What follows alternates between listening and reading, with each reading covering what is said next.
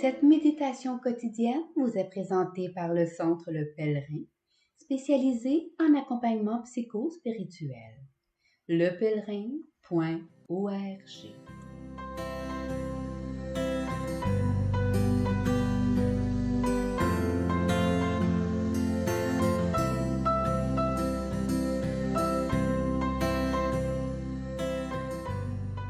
Évangile du samedi 22 avril. Le soir venu, les disciples de Jésus descendirent jusqu'à la mer. Ils s'embarquèrent pour gagner Capharnaüm sur l'autre rive. C'était déjà les ténèbres et Jésus n'avait pas encore rejoint les disciples. Un grand vent soufflait et la mer était agitée. Les disciples avaient ramé sur une distance de 25 ou 30 stades, c'est-à-dire environ 5000 mètres, lorsqu'ils virent Jésus qui marchait sur la mer et se rapprochait de la barque. Alors, ils furent saisis de peur. Mais il leur dit : « C'est moi, n'ayez plus peur. » Les disciples voulaient le prendre dans la barque. Aussitôt, la barque toucha terre, là où il se rendait.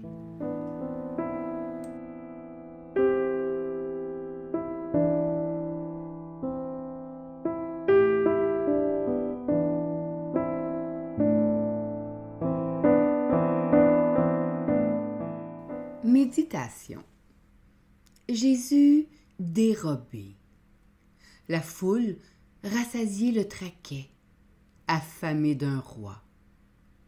Dérobé aussi à ses disciples, jamais habitués à la solitude indomptée et graciée qui ravit leur maître.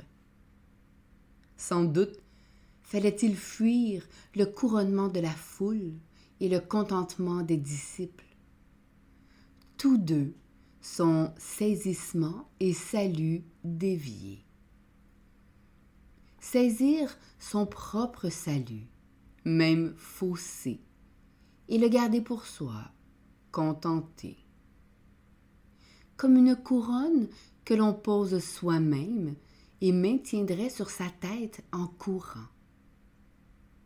L'humain, à travers ses dieux et ses idoles, a de tout temps rêvé de fouler le chaos sans s'y engloutir. Être au-dessus de la mêlée vivace qui suinte de limites, de finitude et de manque. C'était le rôle des dieux, des pharaons et de toute création prométhéenne. L'intelligence artificielle générative et autres algorithmes qui promettent de nous extirper du trop humain, ne sont-ils pas là pour nous sauver de l'inachèvement et de l'effort jamais maîtrisé? Enfin, nous, transhumains, serons couronnés, fuyant la vie, même sans valeur et sans poésie.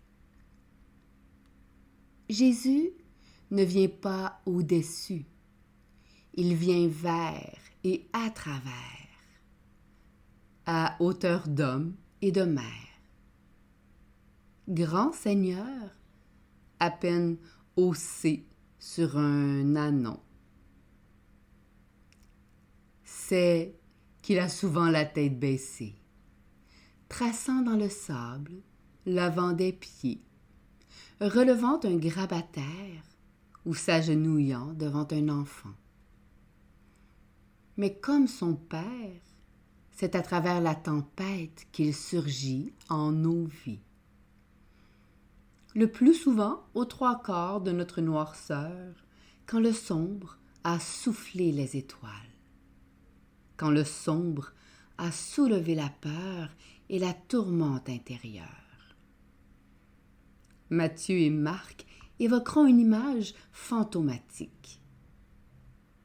Malgré le flottant noirâtre, malgré la vague glacée qui nous immerge, il y a du calme et du spectral quand le Christ s'annonce. c'est moi. N'ayez pas peur. Il vient sans rien de spectaculaire, mais sans rien du quotidien.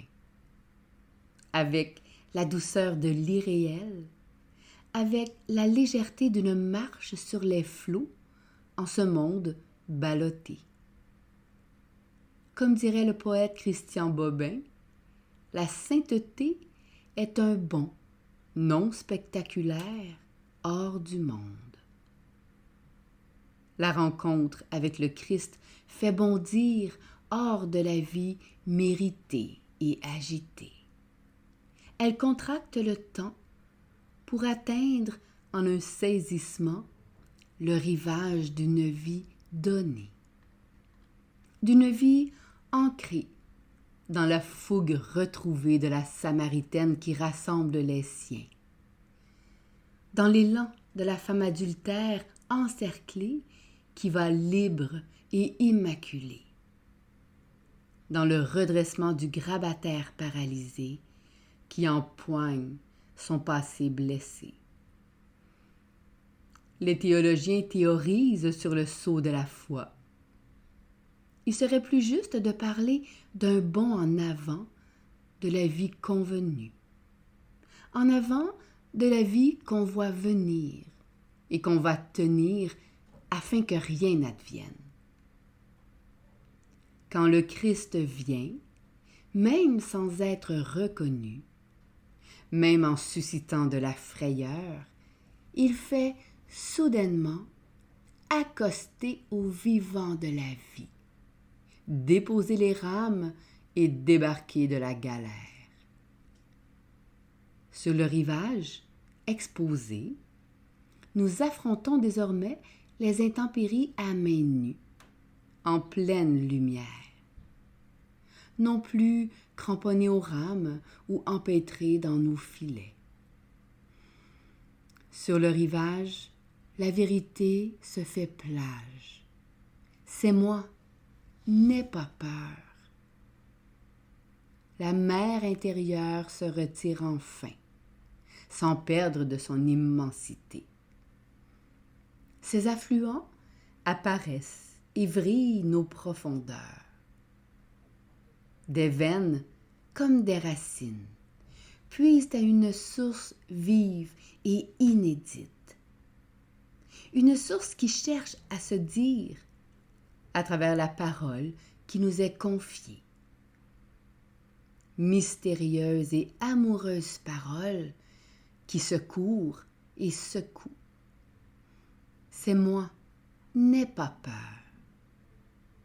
Elle abreuve non plus les affaires, les chiffres et les soucis de ce monde, mais plutôt les fleurs, la prière et les sautillements des enfants quand l'homélie s'éternise. Cette parole, c'est moi, et je n'ai plus peur. Je suis parole remise entre ses mains. D'un bond, l'on comprend que la sainteté, c'est de se laisser immensément traverser par le créé. D'un bond, l'étreinte du monde s'est desserrée. Le large peut respirer. Déjà arrivé au port, le fantôme de Bobin nous murmure, avec la lucidité d'un marin, « La vie est une couronne trop lourde pour nous. On ne peut la mettre sur notre tête, seulement la tenir entre nos mains quelques années. » Méditation écrite par Barbara Martel.